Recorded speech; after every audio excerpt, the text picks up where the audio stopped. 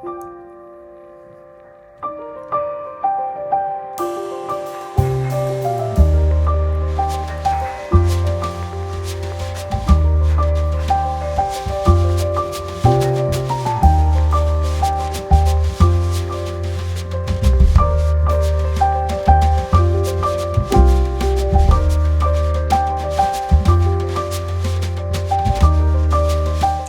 there and welcome to episode 97 of Little Big Knits. My name is Selma and I am coming to you from a sunny, very lovely Ottawa, Canada. Hope this episode finds you well. Thank you for joining me today.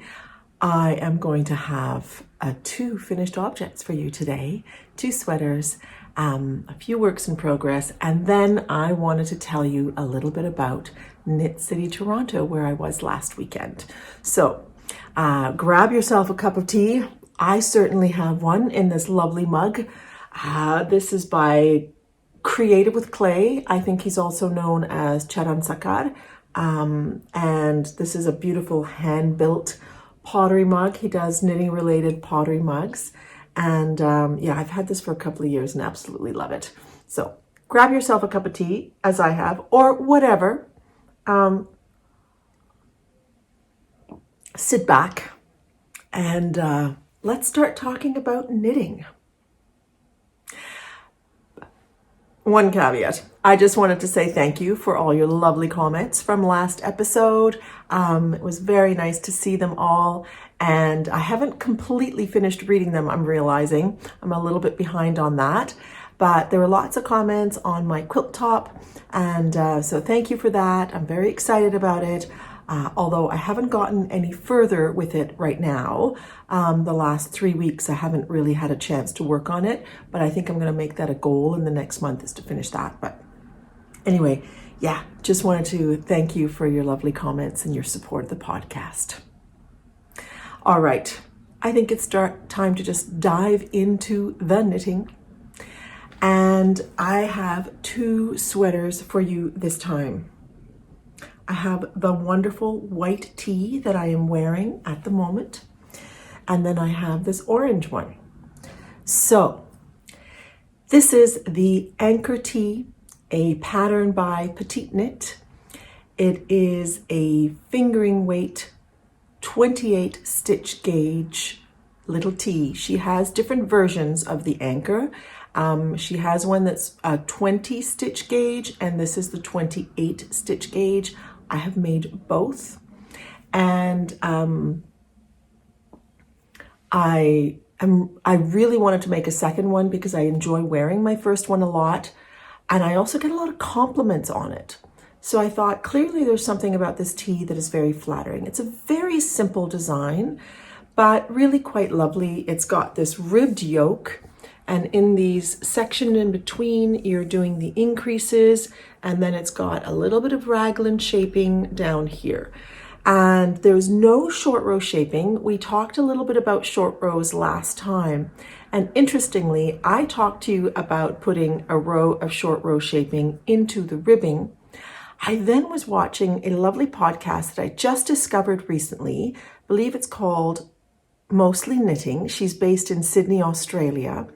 And she's a math teacher and approaches things in a very mathematical way. And she talked about putting the short rows into this section where the increases are. So doing the increases and then doing the short rows afterwards. And she really gave a very detailed description of how she would do it.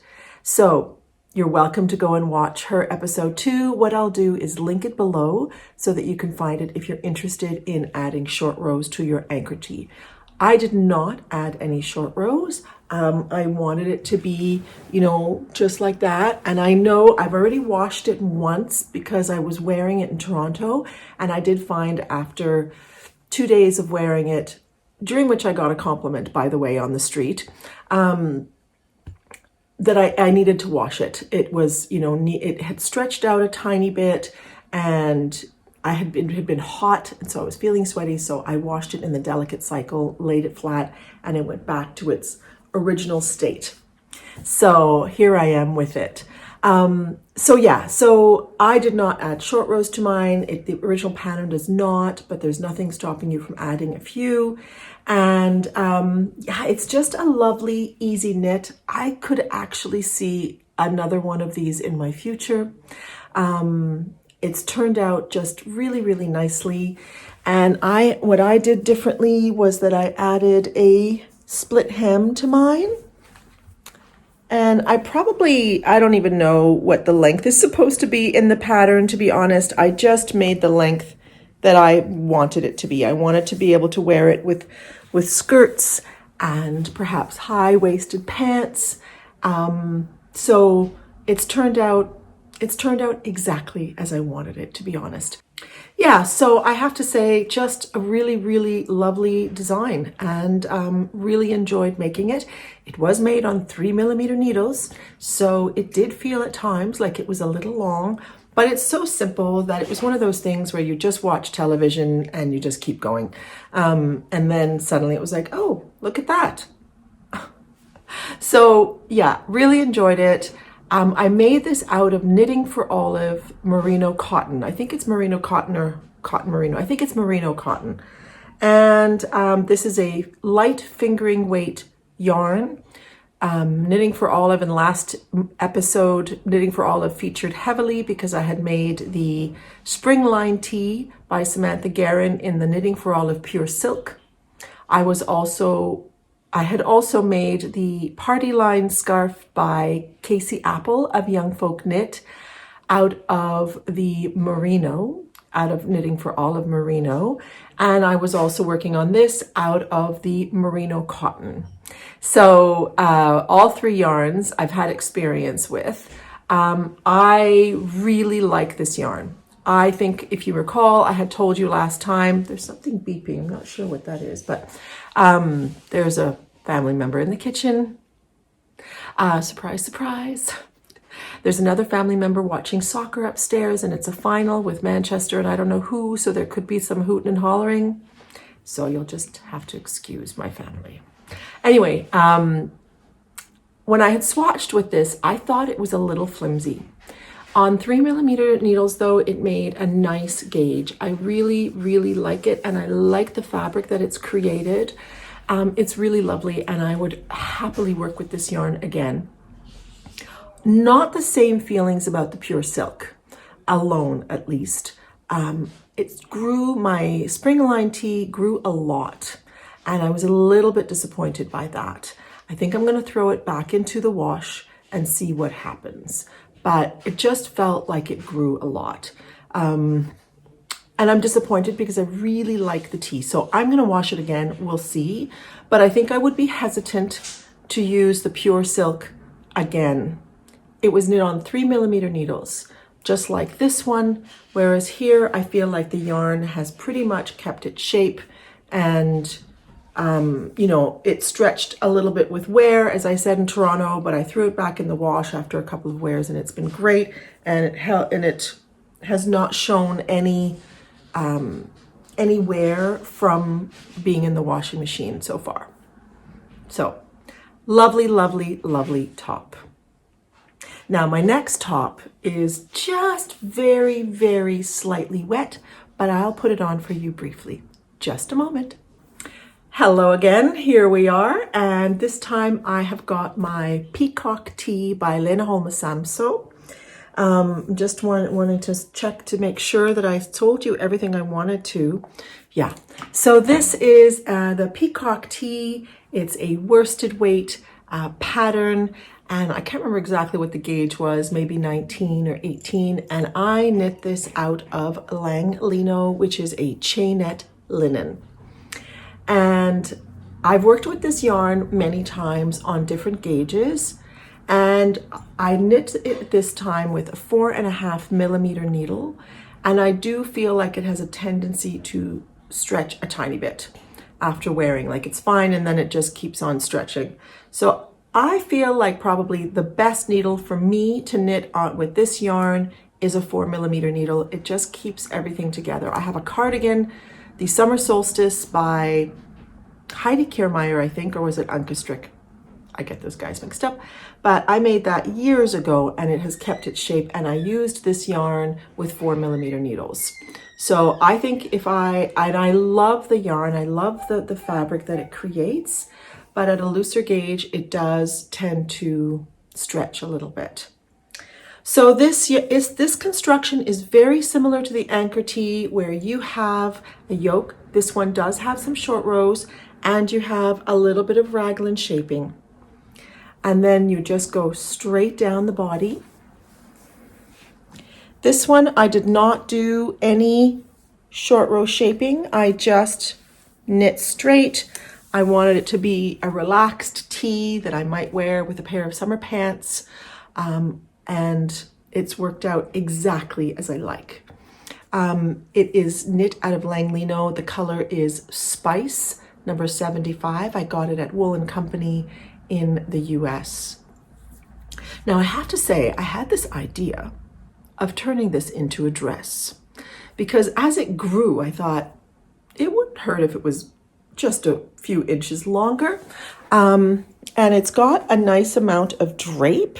So I'm not opposed to that idea. I think I'll sit on it for a little bit, but, and I thought I don't necessarily need to buy any more yarn right now, but I thought that could be a fun thing to do, is turn this into a vest. I'd probably want to rip back a little bit, add a little bit of increasing so that there's enough ease around the hips, and then just go straight down to, you know, kind of like above my knees. And then I'd have a summer knitted dress, and I think it would be quite lovely. But for now, I think I'll just leave it as a tee. It's a lovely fabric. It's very cool to wear.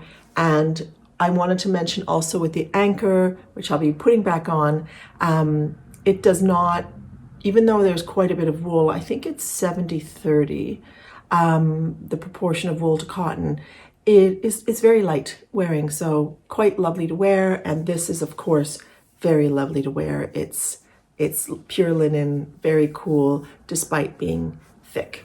So really lovely detail. I think I mentioned to you last time that I added one less repeat of the lace, and I'm glad that I did that.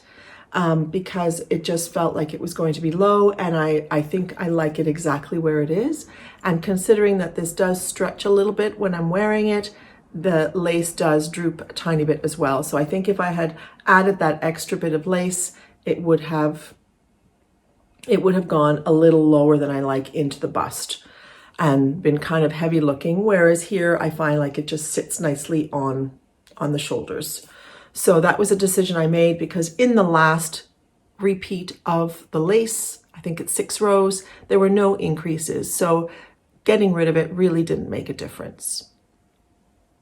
And yeah, really lovely. I would make this one again. In fact, I've been kind of considering making one for my mother-in-law. My mother-in-law is coming to visit this summer, and I was thinking it might be nice to make her something. She really appreciates my knits. So I thought maybe I would make one for her in navy blue. I have, I don't think it's quite navy, but I have a sort of a deeper blue sweater quantity in this, and I think she might like that. So we'll see if that ends up happening. She's very petite, so it would be a very quick knit. I could probably make it while she was visiting and give it to her. So yeah, so there you go. This is the finished object number 2 for today's episode. Let's move on to works in progress, and I'll be back wearing my Anker Tee and putting this back outside to dry. All right, I am back in my Anker Tee, and my necklace has gone down. My aunt actually made this necklace years ago, and when I was in Finland, she used to make some silver jewelry. When I was in Finland, she gave it to me, and I've been really enjoying wearing it. All right. So, works in progress. I've got quite a few things on the needles, but I'm only going to talk about 3 active whips today. And then I'll leave the others, and when I get to them, I'll talk about them. I am dying to cast on all the things. So one of these was one of those cast-ons. And as I said earlier, I'm calling the quilt an active whip because I'm very committed to finishing it soon. I got a little bit stumped after my last podcast with figuring out the different fabrics afterwards, the middle layer fabric, and I really just got a, it's going to be a very light quilt. I got a flannel sheet that I thought I'd put in there. I had one in the closet that we never use.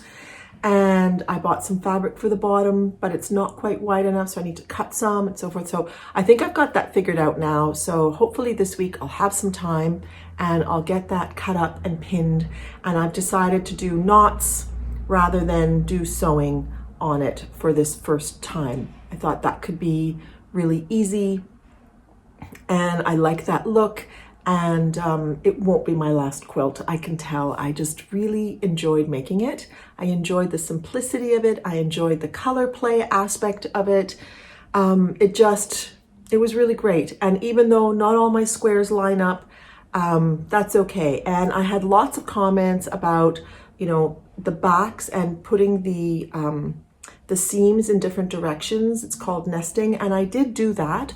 Although I realized some of them are not, because I think two things. I think as I was sewing them, I got a little confused in one or two spots. And then I think I also changed direction on one of the strips before sewing it. But overall, they did nest quite nicely. So yeah, I think I probably will just pay a little bit more attention to the cutting next time and try some different techniques. But it's a really lovely exploration. I'm really enjoying that. I don't think I'll ever be a super meticulous quilt maker who makes all these different kinds of like fancy stars and shapes and all that. I don't think that'll be me. It's not quite my style, and I don't like that kind of exactitude. It just kills the joy for me. And I think even in my sewing of clothes, and I'm hoping to get to that in the next month as well, I intend to make simple clothing. I don't see myself getting into really complex, more detailed things that require, you know, really, really, really exact making. I don't think, because my clothes are very simple generally as well. It's not something that I really go for even in my wardrobe, so we'll see. But anyway, all that to say, I don't have the quilt to show you, but maybe I will next time. Let's see. All right, so the other active whips, and a new cast on since last time,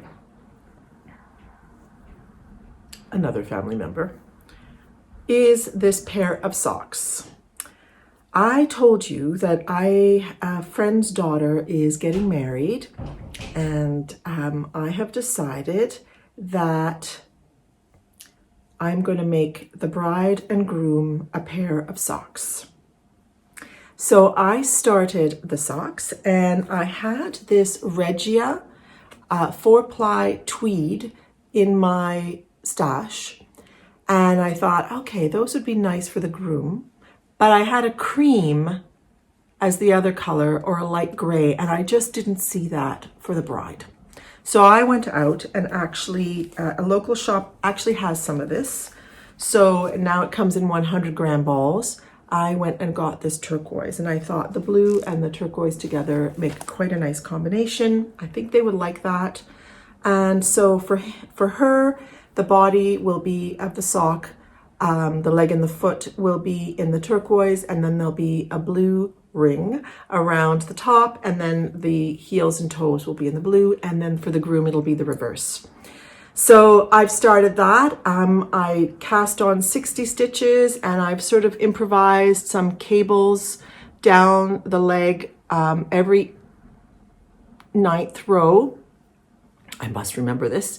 And on every second ribbing. So yeah, it's going really well. I just need to finish them, and neither of them has very big feet.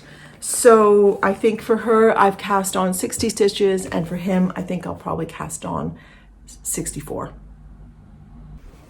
Okay, so my next work in progress is in this bag that I stitched a while ago, and it's just a lovely bag. I really like it, so I use it a lot. So in here is a project that I'm really quite excited about. Also on 3mm needles. I've been working with 3mm needles a lot this summer. So this was 3mm needles. My springline tee from last episode was 3mm needles. And so with the leftovers from this project and the leftovers from my springline tee, which was in blue, I decided to cast on the Everyday Attitude by Suzanne Sommer, also known as Sosu Knits. So I think I may have showed this to you last time because I had recently bought the pattern. And so I have been working on this and really enjoying it a lot. I am making this beautiful striped tee. I'm so excited about this. It's fun to make, it's simple. It does feel like it's taking a long time because when you're with 3mm needles, I think you get to a point where you think, is this ever going to end? And then before you know it, it is over.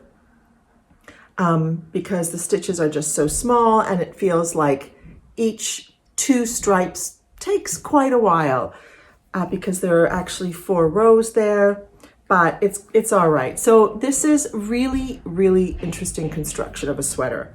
You start by casting on the top back stitches and then you are constructing the shoulder and the front at the same time, and you end up with this lovely shoulder detail. I think I'll put a picture on here that I had actually shared on Instagram, and I think it's in my Ravelry projects as well. You can see that you end up with the chevron detail going down the shoulder. And then you work the back, and there are decreases along here, and then you work the front and you do the decreases on the front and you shape the front as well. And then you join in the middle, and then there's this really, really, oopsies, losing my stitches. This is one where I would really need to have needle stoppers or stitch stoppers or needle, whatever you call them. It has this really interesting slip stitch detail down the side. Beautiful, beautiful, interesting tee.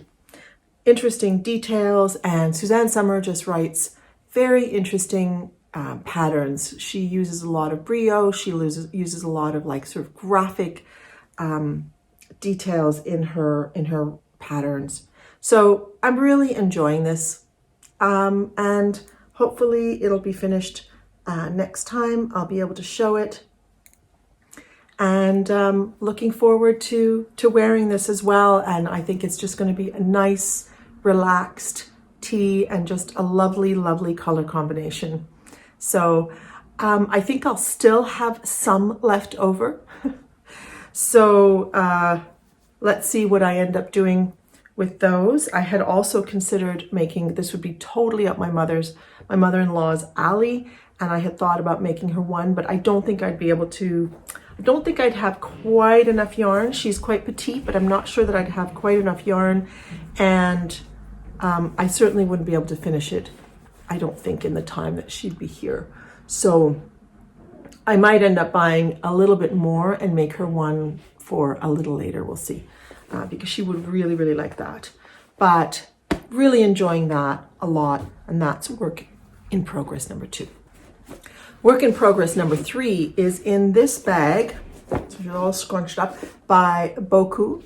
Buku is Aruna, and she is out of Toronto. She was actually at the One of a Kind. She had a booth, and she just makes the most beautiful, beautiful fabrics. She creates the fabrics and she makes beautiful bags, and this is one that I've had for a couple of years. And in here is actually one of my purchases in the last month.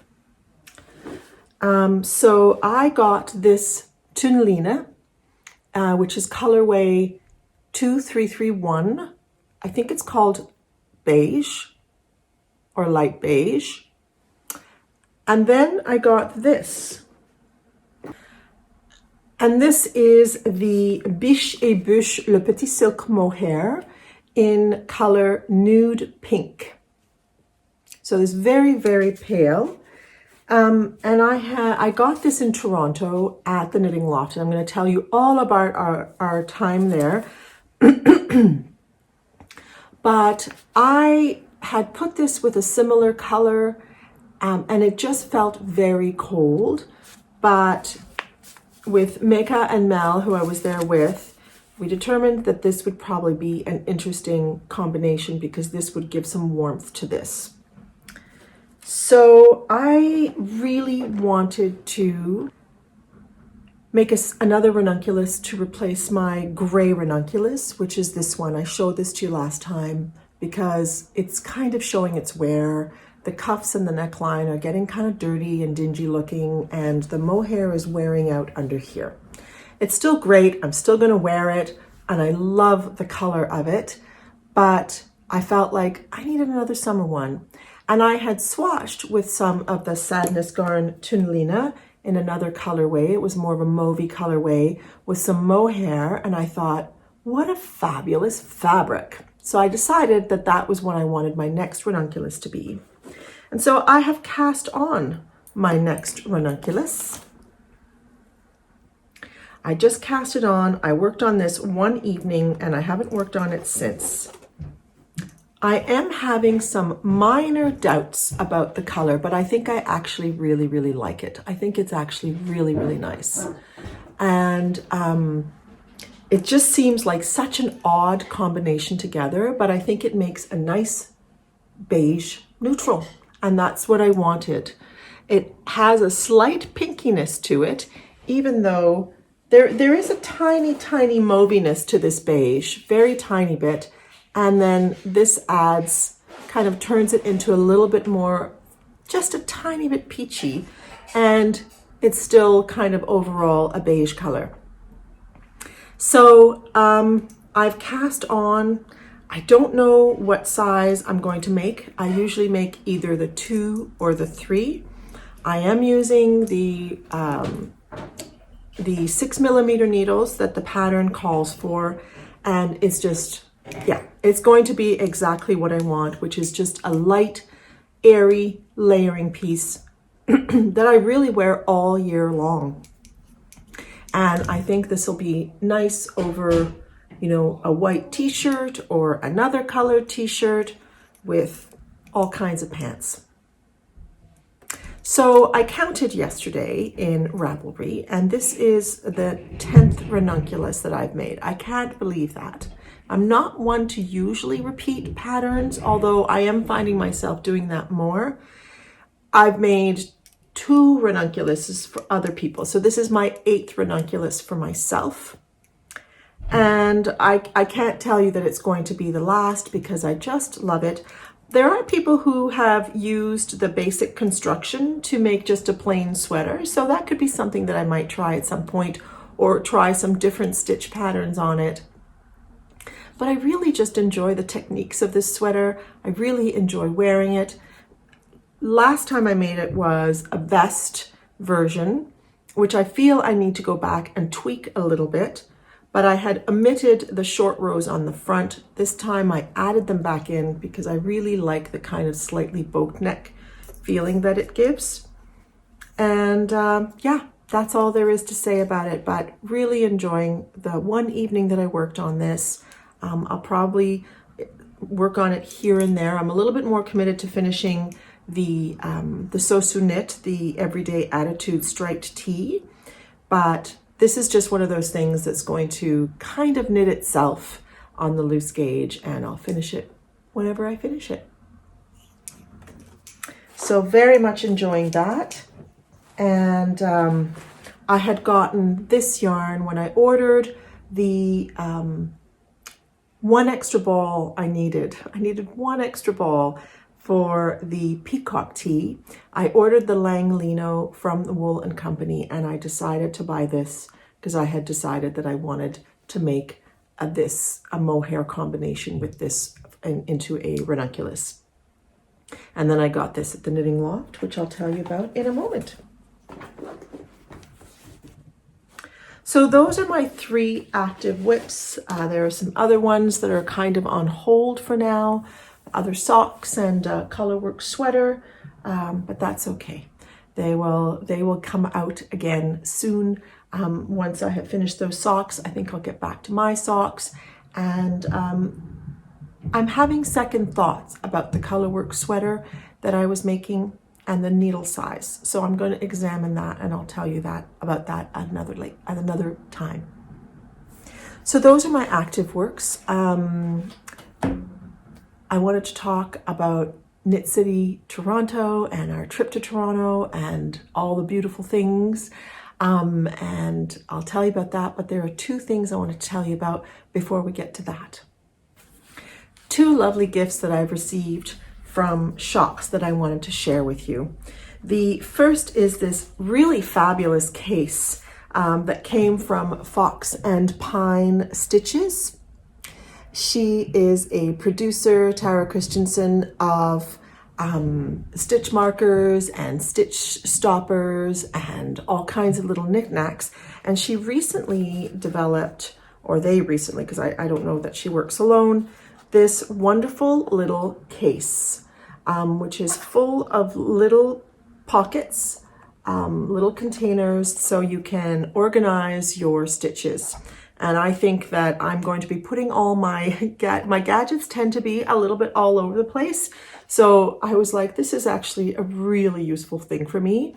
And it is small enough that you could put some small scissors in here and a measuring tape. You could also put perhaps a cable needle in there, but you could have, your stitch stoppers here, your progress keepers, your stitch markers, little bits and bobs. And it's just and it's got magnets so that it stays closed like that. And I thought this is actually really useful. When she offered one to me, I was like, you know what? I would love that. Because I often find that I'm having to go upstairs to get one thing, and over there, I'm not the most organized person in some ways. I usually know where my stuff is, so I'll know that, oh, those ones are up there, so I'll go and get them. But it really would be nice to have more things, especially the most common things, together in one place. And this can fit so easily on a shelf. It can fit easily into a bag. So I was really excited to try this out. So thank you so much, Tara, for that. And they are on the Fox and Pine Stitches website if you're interested in checking them out. I got the pink, but there are other colors as well. And then the other thing came from Your Next Knit. Smita has sent me yarn in the past, and she reached out and asked if she could send me some yarn again. And I had actually just been on her website to see what has she got in there these days, and what new things, because I know she's been building her website. And I saw this yarn, and so when she reached out to me, I was like, there is a yarn in your shop that I'm very interested about, and it is the Lang Yak. Somebody commented one time that I work a lot with Lang yarns. I really do. I find they have really good quality yarns. The Lang Lino is one. I've worked with their mohair base. I've surely worked with others. And I was very curious about this because this is a 70% virgin wool, 30% yak. And it is in this lovely kind of teal colorway. And I don't know if you can see that, but there is sort of like a dark grayness to it. And that is the yak down that is in here. And it creates a very, very lovely fabric. I have been swatching with it. And you can see that it's got this kind of heathered look because of the yak. It's just beautiful, just beautiful. I was knitting with this on 5mm needles, and it has given me an 18 stitch gauge. And I am going to be making a vest out of this. And I have to say that originally I wanted to make the Open vest by Thea Coleman, which is really beautiful. And I love her patterns, although I'm not sure if I've ever actually made one. And I thought, I really should make this vest. It's beautiful. It's got a nice cable detail. But then I saw the Ranne vest. I'm calling it Ranne, which it sounds so Finnish. I'm not sure how it's supposed to be pronounced, by Irene Lynn. And Mecca, Mel, and I were talking about Irene Lynn and how many patterns of hers we all liked. So we were sort of committed to trying an Irene Lynn pattern. So I thought maybe I should make this. I was looking to see if there was anything in her patterns that would suit this yarn, and I think that one would. So I haven't quite decided because I don't know if I have enough yarn of this to make that vest. I would definitely have enough of this to make the open vest, but nothing is stopping me from getting a couple more balls of this. Somebody scored. So if you could hear that, my son was very happy. So I'm really looking forward to working on this very soon. And I'll tell you all about it when I do. But so far, I have to say it is incredibly soft. And I do have a pair of fingerless gloves that are a merino yak blend, and I've loved wearing those. They're soft, and there's a slight, this doesn't have that, but the other yarn has a slight cotton feel to it. I wouldn't say this does. This is just downy soft, like it just feels like a down. It's so soft and beautiful. So if you're interested in checking it out, it does got beautiful colors. I asked her to choose for me, and so she chose. She first was saying, well, I could send you the sort of mauvey purple. And I was like, I've got so much mauvey purple in my life, I'd like something different. So she sent this to me, and I just think, we'll make a nice vest. Although I really do see the open vest. I don't know. Got an opinion? If you do, I'm happy if you share. So thank you so much for that, Smita.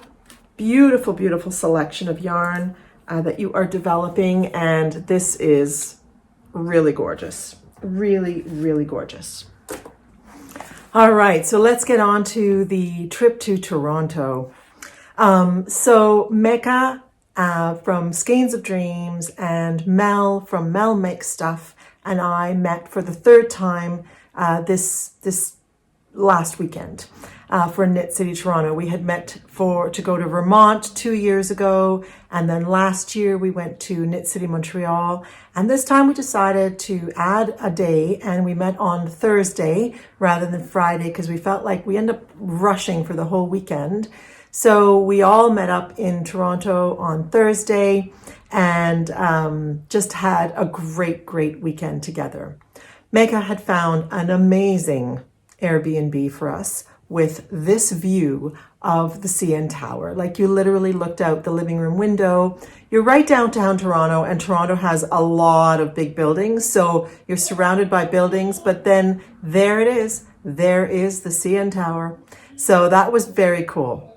So we met up on the Thursday, and the first thing we did was exchange gifts. So Mel had brought each of us, all our gifts were very sewing themed. So she had brought us a beautiful bundle of fabrics. Really, really great. And I feel like one has dropped somewhere, but I will find it. In this really lovely palette. I'm very, very excited about this actually. And this could end up being my next quilt.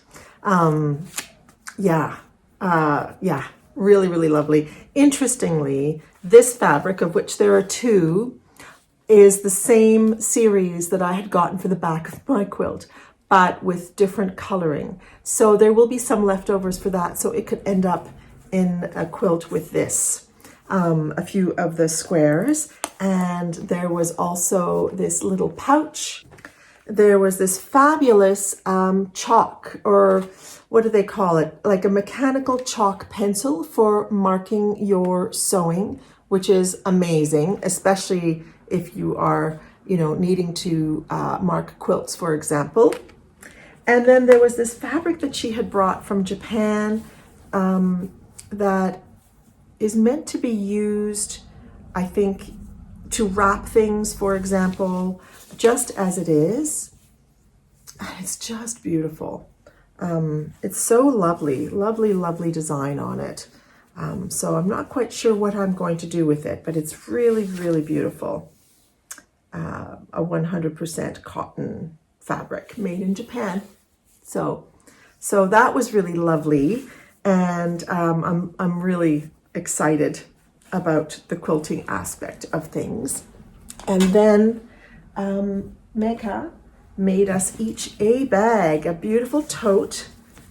And mine has, well, I think both ours had cats on them. And yeah, so this is now storing a lot of yarn, and it was used in Toronto. I was using it there, and yeah, it was really great. So thanks to my two friends for these lovely gifts. And Mega put a fabulous little tag on there that says, "Hey, handmade with love by Mega." So yeah, that was the first thing that we did, was that we exchanged our gifts.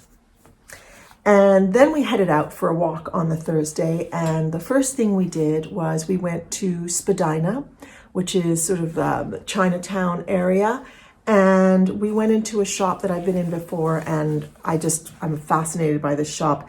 They've got two locations, but we went to the one on Spadina, and it's called King Textiles, and it is just like, there's nothing fancy about this shop. It's just wall to wall, floor to ceiling, rolls of fabric. It's incredible. And we just walked around and were totally amazed and overwhelmed by the shop. I ended up going back on the Sunday, but I thought I'll just show you what I got, because I eyed, when I was there with Mel and Mecca, I eyed this waxed linen, and I kept thinking about it. And on Sunday, I got together with a friend of mine after they had left, Mel and Mecca, and we had lunch and walked around. And I said, "Would you mind if we stopped in that shop?" Which she was really intrigued by as well, because she was wanting to look at upholstery fabric. And I ended up getting this waxed linen that I had seen on Thursday. And I just got a half a yard because I just wanted to try to make sort of like probably a purse, a bag, like a tote rather, not a purse, of some kind or something like that. But I was so intrigued, I wanted to go back. We then went into a Romney Wool, which is a shop on Queen Street West. And I would say that Romney used to be a really incredible shop. I would say that it's a little diminished at this point. It used to have kind of like the fabric shop, just floor to ceiling yarn everywhere.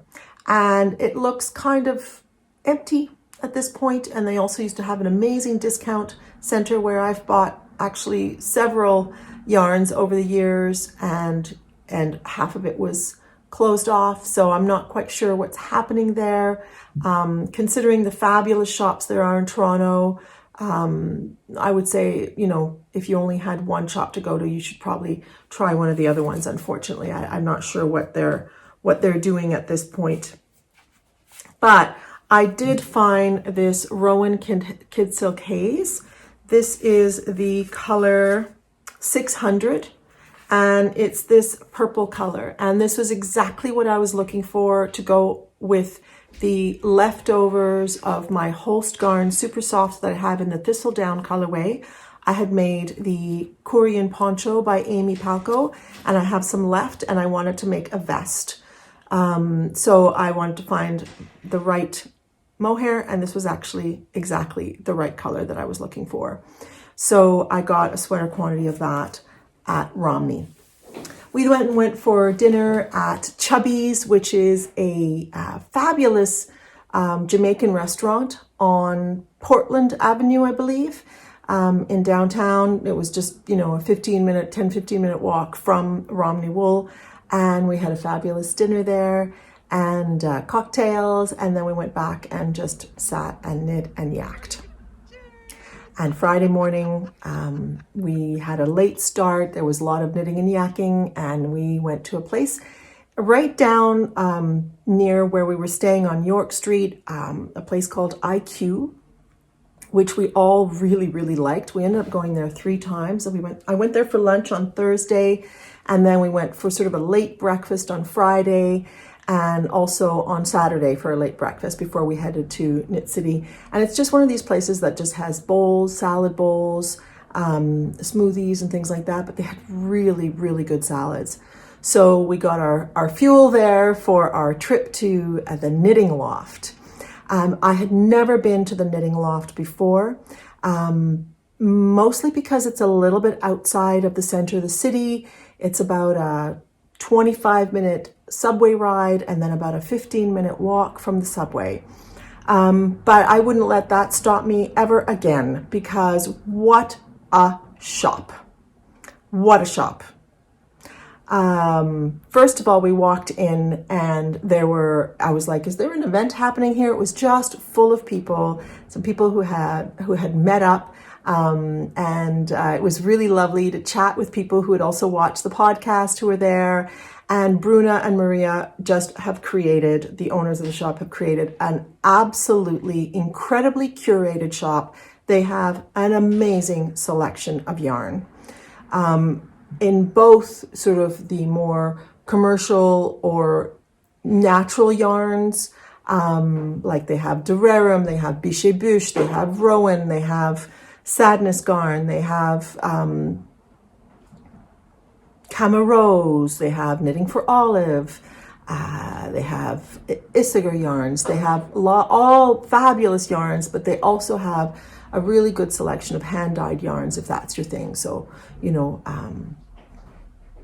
I think they had Life in the Long Grass, they have La Bien-Aimée, lots of different yarns, some Lang yarns as well.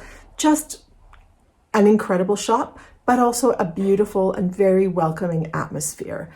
We ended up spending 4 hours there.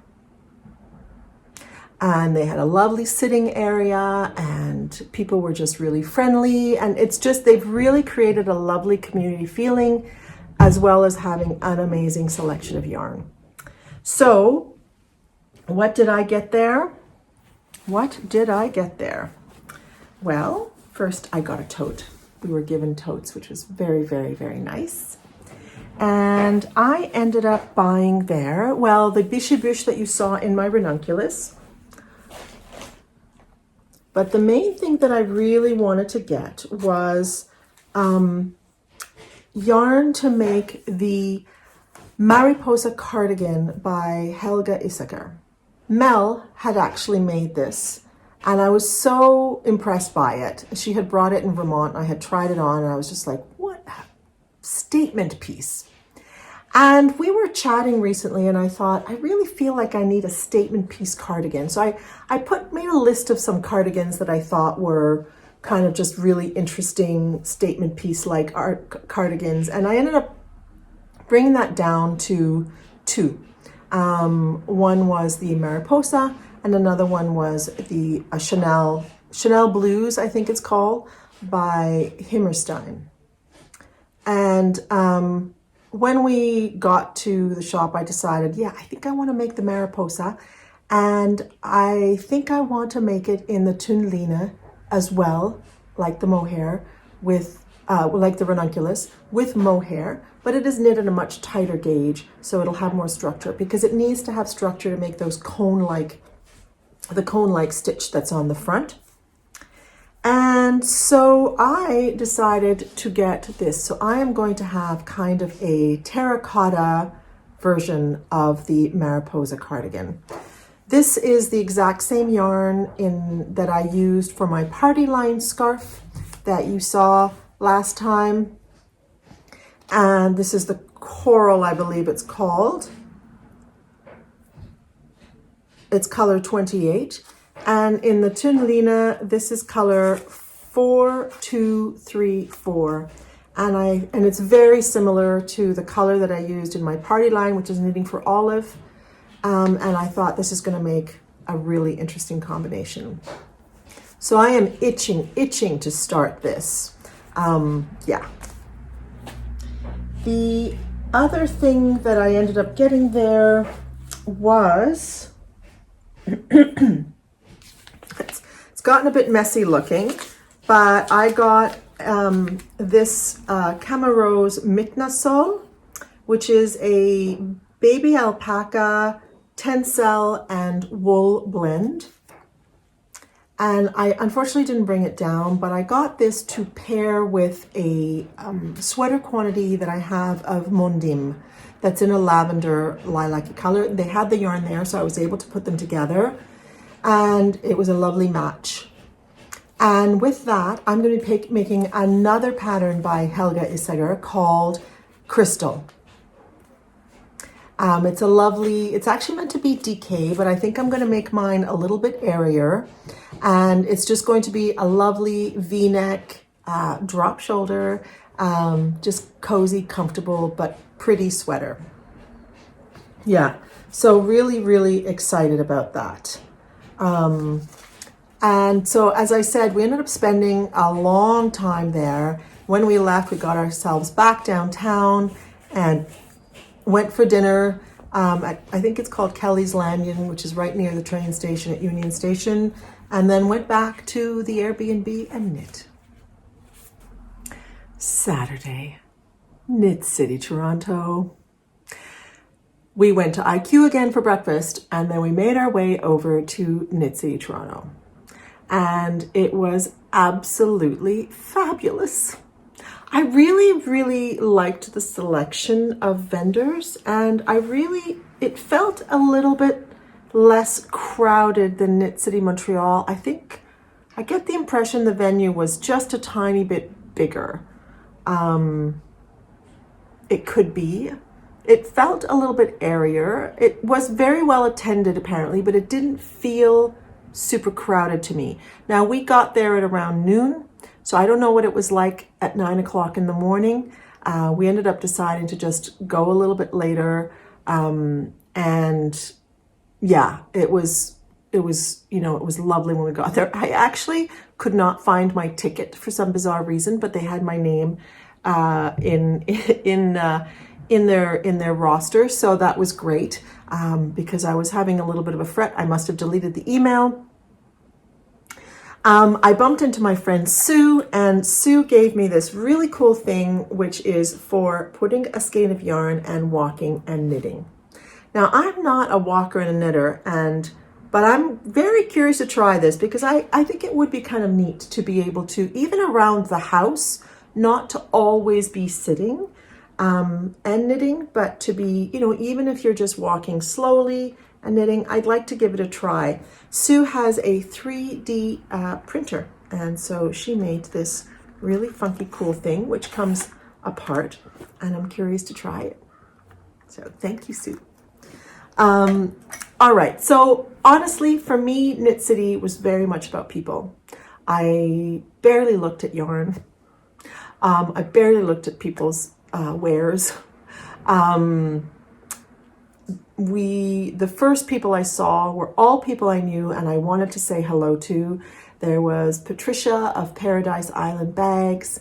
She had a beautiful stall, and Patricia used to live in Ottawa, so we used to see each other quite regularly, and I hadn't seen her in a really long time, so it was just really lovely to have a catch up. I literally thought I was going to be able to go back again, and I just never got there because it took me a long time to get through because I just was talking to so many people.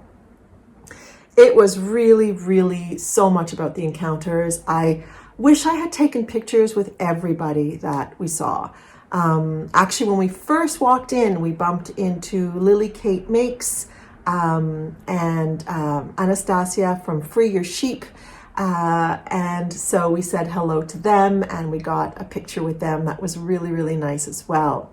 And then I bumped into Sandy from By the Lakeside, who, I have never actually met in person. So we had a lovely chat, and then I bumped into, and it was just so nice to say hello to her.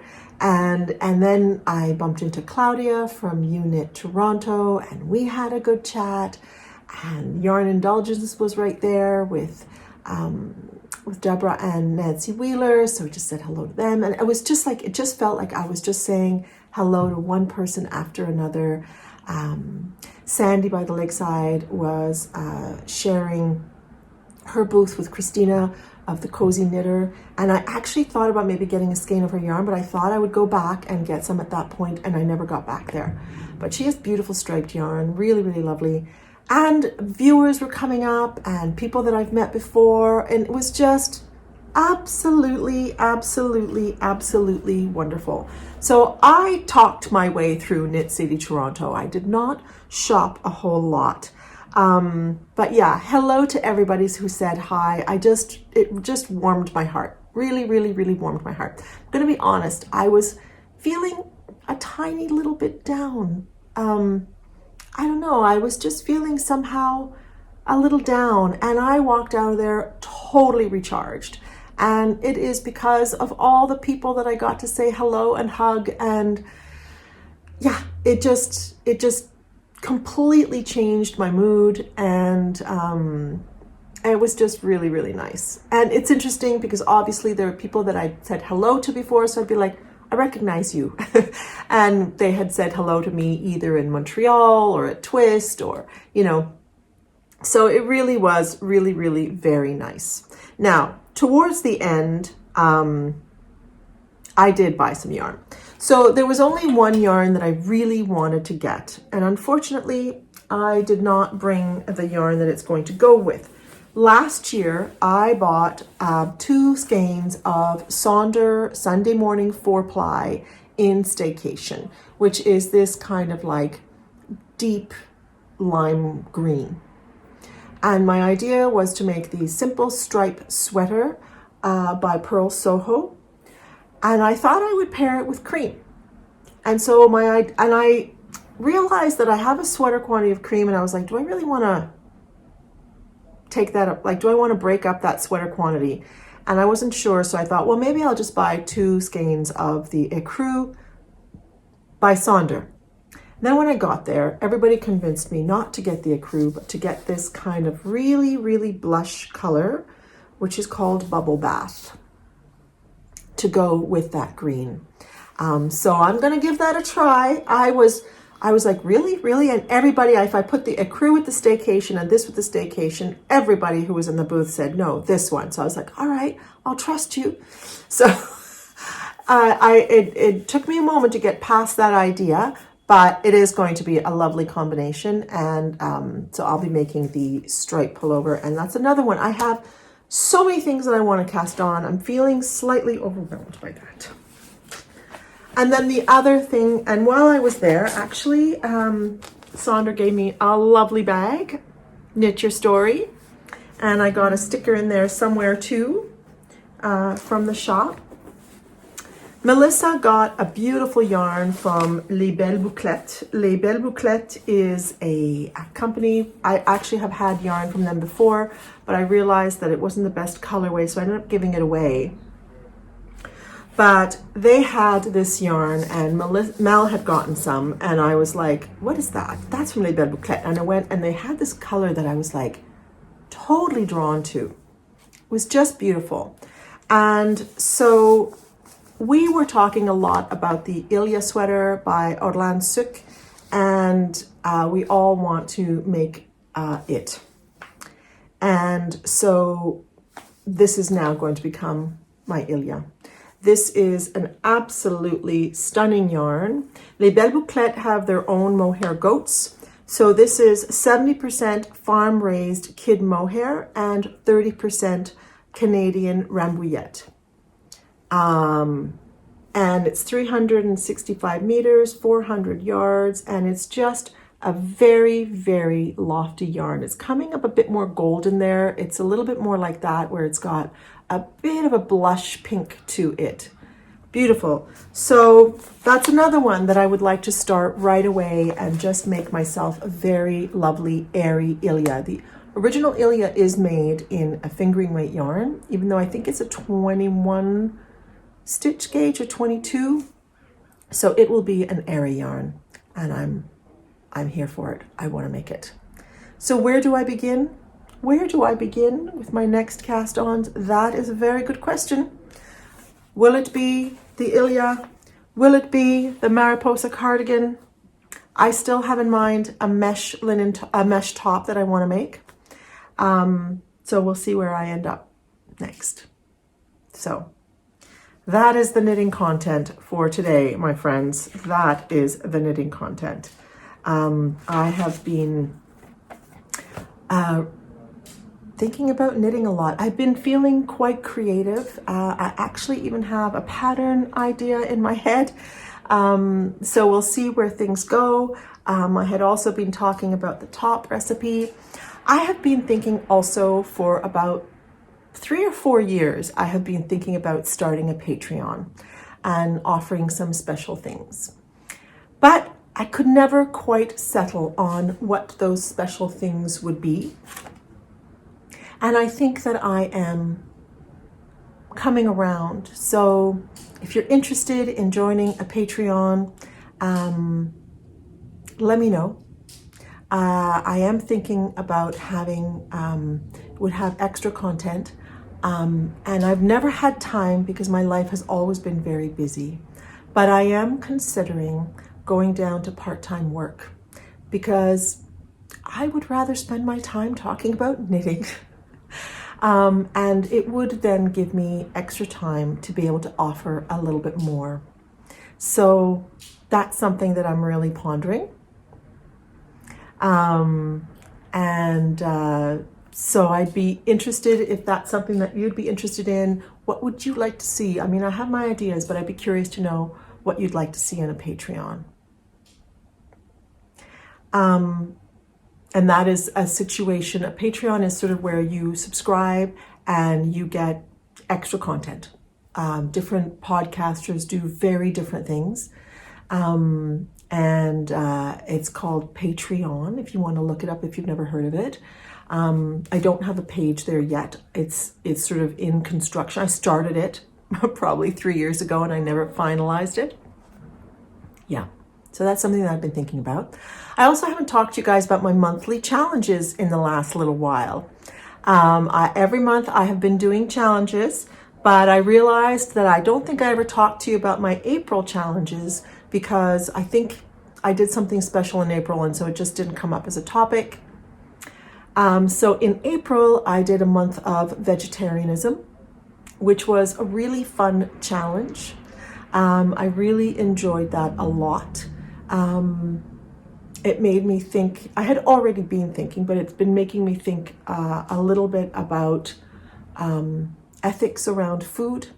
I had watched a documentary on Netflix called You Are What You Eat, which is a twin study where they gave one identical twin a vegetarian diet and the other an omnivore diet. They measured a bunch of things health-wise at the beginning and then at the end, and they compared the differences.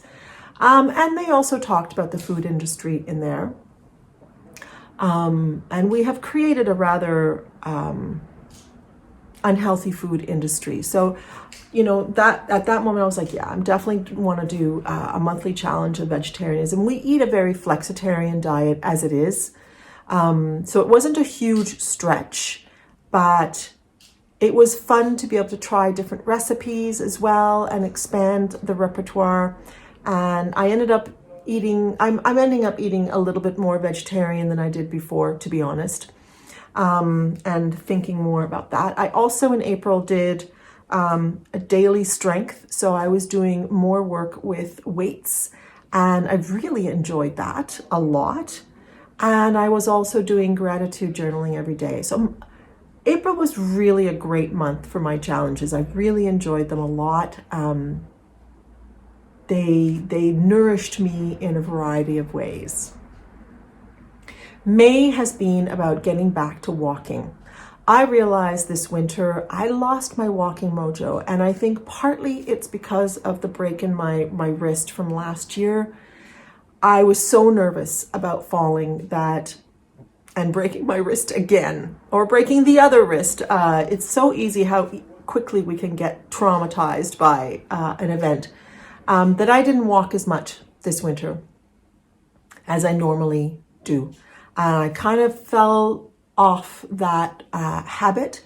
And so I thought I really want to get back into walking. So I have been walking every day in the month of May and have been really enjoying it and bringing that back into my life. So I have to figure out, I really enjoyed the strength training too. And I'd like to be able to have a good balance of those things. And the other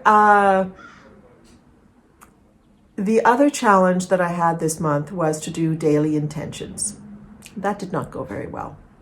I don't think like that first thing in the morning. It's just not, I could not make it into a habit. So that just fell off. And so really the goal or the challenge that has been the best this month has really been the walking. I also decided to do a month of only whole grains, no fine grains or refined grains, I should say. And that's been fine. And not a huge stretch for me because I don't, but it has been a bit of a challenge because there's a lot of baking that happens in this house. And so I've been relatively successful, but not as successful as I should have been. So I'm thinking about my challenges for June. And I think they're going to be less daily and just certain things that I want to get done. My quilt is going to be a challenge for June. I'd like to sew a garment in June. And then I would like to wash carpets. So I have two, they're called röjus. It's a Finnish hooked rug that you put on the wall. So I'm going to show you a video here of one that used to be on my mother's wall. And this is one, and I really hope, if it's not there, it's because I couldn't find the video, but I'm pretty sure I have it on my phone. This is one that my grandmother made in the 1920s, before she got married. It was a typical thing that women did at that time. And röjus are very much part of the Finnish culture. Even today, there are more modern ones being made. And so she made that in the 1920s. My mother inherited it. She had a large wall. But when we sold my mom's house in 2018, I had no place to put it. So it's been rolled up in the basement since then. So I have decided, I don't know what I'm going to do with it. I'm not sure that I'm going to keep it, but I thought I'm going to wash it. So it's way too big to put in our bathtub. I've actually bought a larger inflatable pool. And I'm going to fill it with water and a sort of an eco-friendly camping soap, I think, of some kind, or something gentle. And I'm just going to let it soak and dry it outside in the heat. So, and then I have another röju that's on our wall, and I'll take a video and put it here so you can see it. This is much smaller. And this, my grandmother had made for my mother. My mother had wanted to make this, but she said, why don't I just have it made for you? And I have that on my wall. And I thought, you know what? I'm going to wash that afterwards as well. So I thought I'm going to make that as part of my June challenge too. And there might be some other carpets that with that pool, I'll just take advantage and wash all the carpets. And yeah, so a very practical one. These are all very sort of practical ones. We'll see if I come up with something else, but I thought if I do those three things, finish the quilt, sew a garment, and wash the röjus and the carpets, I will be very, very happy. So there you go. So yeah, I think there could be plenty more to share. I feel like I have so many things that I want to share with you. I haven't talked about my favorites and the good things that have brought me joy in a long time because there's just always so much else to talk about. So maybe I'll try and focus on that next time. So I think I'll leave you there for now. And it's been lovely, lovely to spend some time with you. And we'll see you in about 3 weeks. So until then, my friends, happy knitting. Take care of yourselves. See you then.